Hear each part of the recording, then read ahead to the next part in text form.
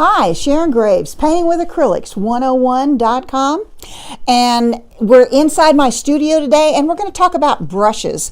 I have a lot of different brushes here in front of me, and I'm going to try to show you as many as I can in about 10 minutes and basically what they can do. These are all synthetic flat brushes. And as you can see, some have really long handles and some have very short handles. And I like them both. They have really good uses for both of them. These are pretty new. These are a Royal soft grip, and I really like these. If they had a longer handle, I'd never use anything else. But the reason you need a long handle is oftentimes you never paint like this. You know, up here on the ferrule, you always want to have your hand back as far as you can and still have some kind of control.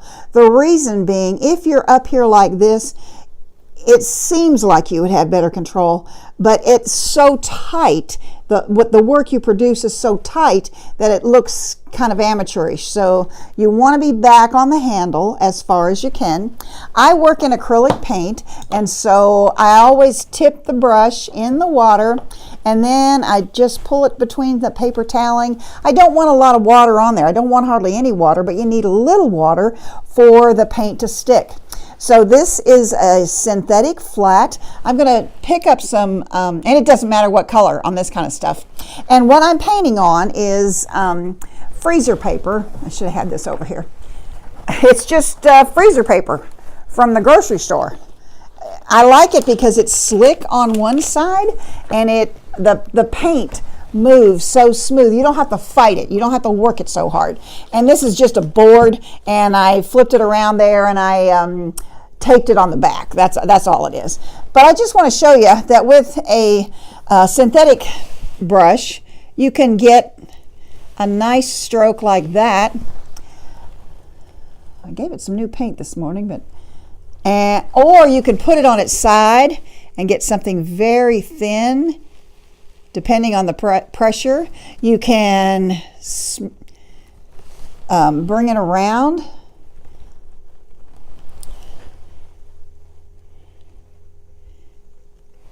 And you use this for leaves and petals, and when you get back up on that point, you can get that little line back again. Having a little trouble with the paint this morning. I put some new paint out here. There you go. Add a little more water to it. So I can pull it like that, and then twist, and then bring it back up on that point. It's a learning curve, folks. You have to just keep practicing and practicing and practicing. And then you want to go in the other direction because your leaves aren't always going to go in the same way, your petals. So when you practice, you just keep over and over and over again until that brush becomes part of your hand. Now, on the short one, this is another long-handled one, and it's like a number 2, and you can get you can, as thin a line as that is, you can't get much thinner with this.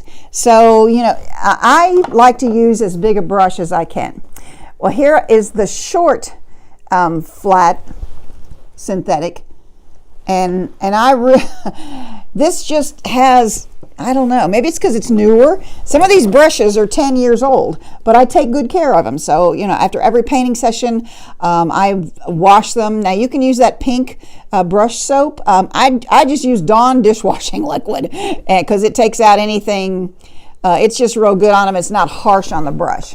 But so these are older brushes, so maybe because this one's so new that I like it so well. But there again, there's your thin little line. You can play all around with this, and that's what you need to do, is you just need to practice using this brush in lots of different ways,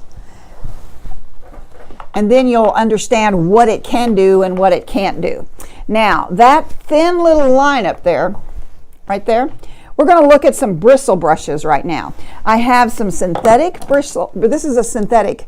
This is part of a cheap pack of synthetic bristle brushes, and these are natural bristle brushes. I'm not sure if they're boar's hair or if they're goat. I don't think they're goat hair. They're too hard. I think they're boar's hair.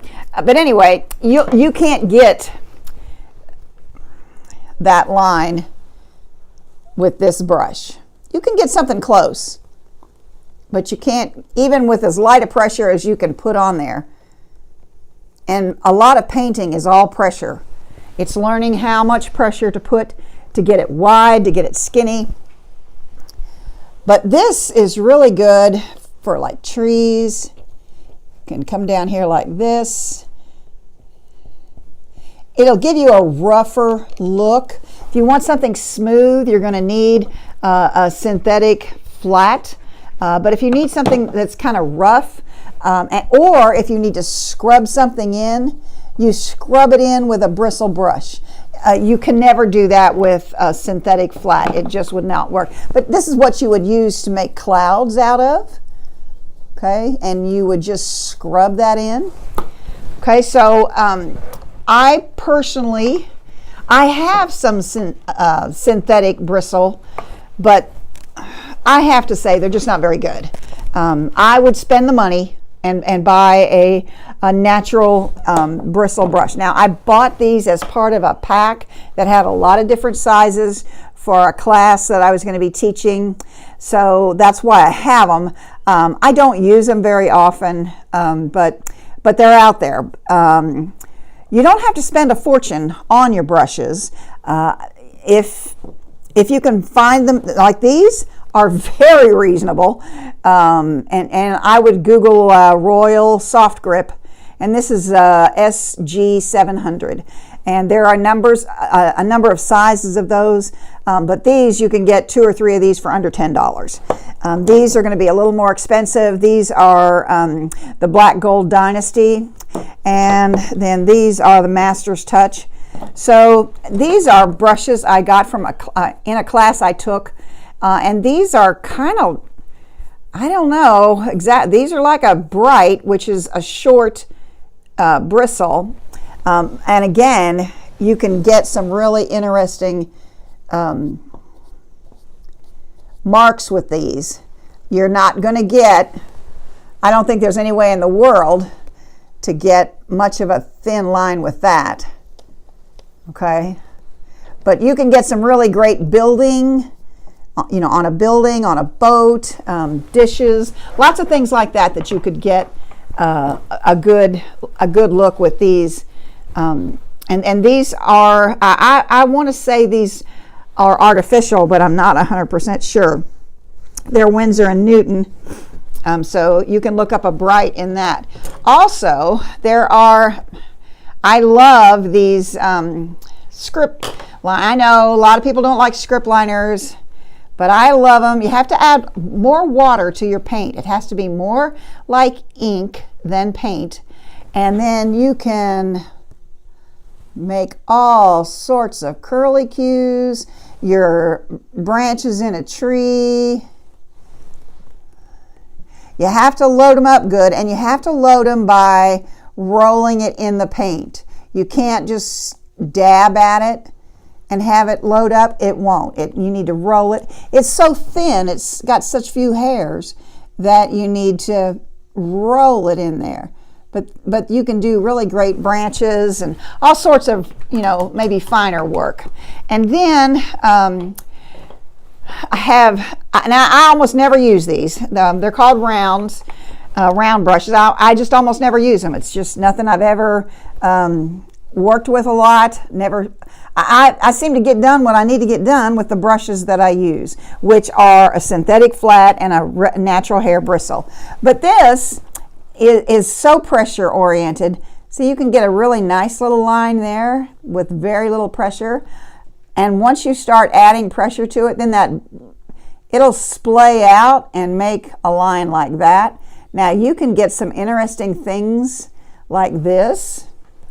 Okay, you can get some nice little leaves, parts of a plant, but I have just never really found that I needed that, although that works out really well right there. And the last one I'm going to show you is a fan brush. A fan brush is Some people think they're gimmicky. I happen to like them. But you can get some really fun things. Like if you wanted to do a pine tree, you can